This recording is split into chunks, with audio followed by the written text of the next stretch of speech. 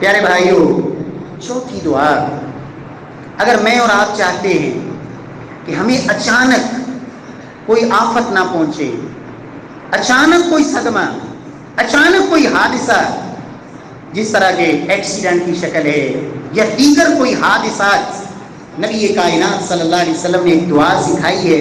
اللہ کے رسول فرماتے ہیں صلی اللہ علیہ وسلم، جو بندہ صبح کے وقت 3 دفعہ یہ دعا پڑھ لیتا ہے، فرمایا شام تک کوئی بھی اچانک مصیبت، کوئی آفت، کوئی حادثہ، کوئی صدمہ، رب العالمین اس سے اسے محفوظ فرما دیتے ہیں۔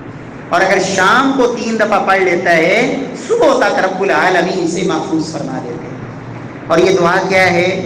بسم اللہ الذی لا یضر مع اسمہ شیء فی الارض ولا فی السماء وهو السمیع العلیم۔ میں اللہ کے نام سے شروع کرتا ہوں، جس رب کے نام کے ساتھ، جس اللہ رب العزت کی ہر چیز پہ قدرتیں اور طاقتیں ہیں، اور اس اللہ کے نام کی موجودگی میں زمین و آسمان کی کوئی چیز انسان کو نقصان نہیں پہنچا سکتی۔